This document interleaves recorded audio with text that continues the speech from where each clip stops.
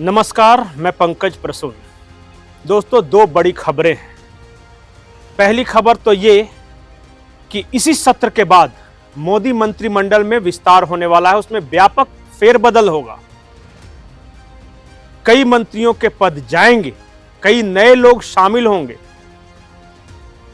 खबरों के बीच की खबर यह है कि सीसीएस यानी कैबिनेट कमेटी ऑन सिक्योरिटी के मंत्री भी बदले जाएंगे। अब वो कौन होगा, सीसीएस में कौन कौन से मंत्री आते हैं ये आपको पता है। अब उनमें से किसका प्रोफाइल बदल जाएगा, कौन नए चेहरे इसमें शामिल होंगे, इसके लिए बहुत ज्यादा नहीं, बस इस सेशन के खत्म होने का इंतजार करना होगा। दूसरी खबर यह है कि भारतीय जनता पार्टी के नए राष्ट्रीय अध्यक्ष को लेकर जो सारा विवाद था वो खत्म हो गया। इसका मतलब ये कि नरेंद्र मोदी को अंतिम समय में, अंतिम तौर पर यह अपॉइंट कर दिया गया कि नया राष्ट्रीय अध्यक्ष आप ही चुन लीजिए कि जो सरकार और संगठन में समन्वय बनाकर काम कर सके, यानी कि राष्ट्रीय स्वयंसेवक संघ अब इससे अलग हट गई है। राष्ट्रीय स्वयंसेवक संघ ने खुद को अलग कर लिया है कि अब नरेंद्र मोदी जिसको चाहेंगे उसको भारतीय जनता पार्टी का नया राष्ट्रीय अध्यक्ष चुन सकते हैं। इन दोनों खबरों के निहितार्थ हैं, इसका मतलब बहुत गहरा है। सबसे पहले दूसरी वाली खबर को आते हैं। लंबे अरसे से इस बात को लेकर मीडिया में चर्चा चल रही थी कि भाजपा का नया राष्ट्रीय अध्यक्ष इसलिए नहीं चुना जा रहा है क्योंकि संघ और मोदी के बीच किसी नाम पे सहमति नहीं बन पा रही है। मोदी और अमित शाह जो नाम आगे करते हैं, संघ को उस पर आपत्ति हो जाती है, और संघ जो नाम आगे बढ़ा रहा है, मोदी और अमित शाह उस पर राजी नहीं होते। अब जब संघ ने अपने हथियार डाल दिए, जब संघ पीछे हट गया, तो इसका मतलब यह है कि सरकार हो या संगठन, मोदी का निर्णय या उनका स्टैंप आखिरी मुहर होगी, आखिरी फैसला वही करेंगे। एक बार मोदी जी ने जो कह दिया वही सरकार में भी होगा और संगठन में भी होगा। इसका मतलब यह है कि अगले 2-3 साल तक, यानी 2029 के लोकसभा चुनाव तक, किसी भी तरह के किंतु या परंतु की कोई गुंजाइश नहीं है। मोदी रहेंगे, नहीं रहेंगे, मोदी ताकतवर हुए, मोदी कमजोर हुए, क्या मोदी 303 सीट लाकर उतने ताकतवर थे या 240 सीट लाकर कमजोर हो गए, ये सारे सवालों के जवाब एक बार में मिल गया कि मोदी पहले से ज्यादा ताकतवर हैं, या कम से कम पहले की तरह ताकतवर तो हैं, और उनकी लोकप्रियता में कम से कम कोई कमी नहीं आई है 30 साल तक सत्ता में निरंतर रहने के बावजूद। अब आते हैं खबर के दूसरे वाले हिस्से पे, जो मैं मोदी मंत्रिमंडल के लिए बात कर रहा था। मोदी को एहसास है कि हर कुछ सालों में उनको अपनी लोकप्रियता को रिवाइव करना होगा। रिवाइव करना होगा मतलब कि अगर वो एक ही सांचे में चलते रहें तो धीरे धीरे उनकी लोकप्रियता क्षीण पड़ती जाएगी। इसलिए बीच बीच में कुछ न कुछ ऐसे करते रहना होगा जिससे जनता में क्यूरियोसिटी बनी रहे कि नरेंद्र मोदी हैं और वो पहले की तरह ही इफेक्टिव हैं। और उसी के तहत अब मोदी मंत्रिमंडल में बड़े पैमाने पर फेरबदल किया जा रहा है। यह नए जमाने का मोदी मंत्रिमंडल होगा जिसमें पुराने लोग हटाए जाएंगे और नए ब्लड को इन्फ्यूज किया जाएगा, नया खून आएगा इसमें। कुछ वैसे लोग जो लगातार मंत्रिमंडल में बने हुए हैं उन्हें संगठन में भेजा जा रहा है, या फिर मार्गदर्शक मंडल में। मार्गदर्शक मंडल में जिन लोगों को भेजा जाएगा उनके नाम जल्द सामने आ जाएंगे।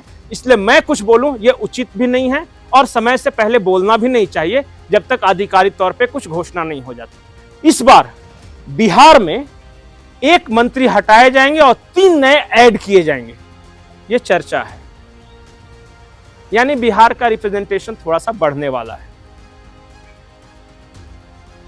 जाहिर तौर पे बंगाल का भी रिप्रेजेंटेशन बढ़ रहा है, कुछ राज्यों के कम हो रहे हैं रिप्रेजेंटेशन, जिसमें गुजरात में 1 मंत्री की सीट कम की जा रही है।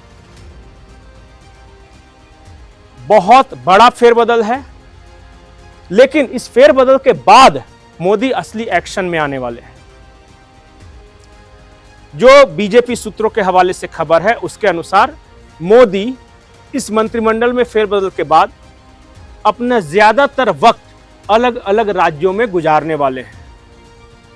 नरेंद्र मोदी को पता है कि उनकी राजनीतिक ताकत कहां से आती है। उनकी राजनीतिक ताकत दिल्ली के बैठकबाजी से या लुटियंस दिल्ली में अफसरशाहियों से नहीं आती।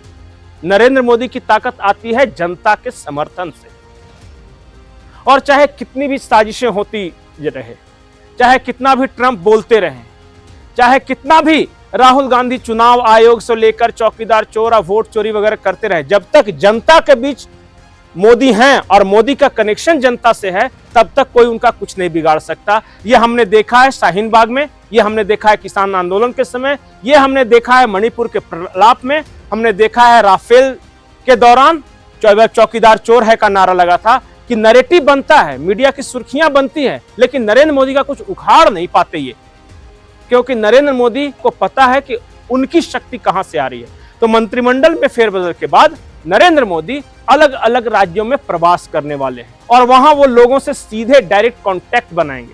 जब आज से 10-11 साल पहले नरेंद्र मोदी ने स्कूली बच्चों के साथ संवाद स्थापित किया था, तो लोगों ने कहा था कि प्रधानमंत्री होकर स्कूल के बच्चों से क्यों बात कर रहा है। आज वही स्कूली बच्चे 2029 में वोटर होंगे नरेंद्र मोदी के। तो आप समझ रहे हैं, 15 साल बाद जो वोटर होने वाला है, नरेंद्र मोदी उससे पहले ही संवाद कर रहे थे 2013-14 में। यह है प्लानिंग और यह है नरेंद्र मोदी के काम करने का तरीका। आखिरी और महत्वपूर्ण बात, नरेंद्र मोदी को बार बार झुकाने की कोशिश अंदर से भी और बाहर से भी होती रही। जब मुख्यमंत्री बने थे उस वक्त भी केशुभाई पटेल, शंकर सिंह वाघेला, वहां से लेके और अभी जो परिस्थिति है कि चलो 244 सीट हो गया तो थोड़ा संघ अपना नाक ज्यादा घुसेड़ना शुरू कर दिया, थोड़े संगठन में आवाज उठनी शुरू हुई कि योगी को बना दो, तो नितिन गडकरी को ये कर दो, वो कर दो। लेकिन इन तमाम झंझावातों से नरेंद्र मोदी लड़ना जानते हैं और 30 सालों से वो लड़कर ही इस शीर्ष पे बने हुए हैं। अब ये विपक्ष है जो है राहुल गांधी या फिर जो ट्रंप वाला नया आया है किस्सा, ट्रंप वाले को भी मोदी जी उसी तरह डील कर रहे हैं और राहुल गांधी और उनकी माता जी से तो इनको लड़ने की लगभग आदत सी हो गई है। पूरी जवानी नरेंद्र मोदी और अमित शाह इन्हीं माँ बेटे और गांधी परिवार और कांग्रेस इकोसिस्टम से लड़ते रहे, तो वो अनुभव भी इनके काम आ रहा है। तो अंदाजा लगाया जा रहा है और राजनीतिक जानकारी ये बता रहे हैं कि अगले 2 सालों में नरेंद्र मोदी और पावरफुल होकर उभर रहे हैं। और एक एस्ट्रोलॉजर ने कहा भी है कि राहुल गांधी का गोल्डन पीरियड चल रहा है, यानी जब वो लीडर ऑफ अपोजिशन है तो ये उनका सबसे अच्छा दौर है। जब अच्छा दौर ऐसा है तो क्या आने वाला दौर और बुरा होने वाला है? हमें नहीं पता। इस सवाल का जवाब आपको देना है। क्या एस्ट्रोलॉजर की उस बात से आप सहमत हैं या नहीं? कमेंट सेक्शन में जरूर लिखें। नमस्कार।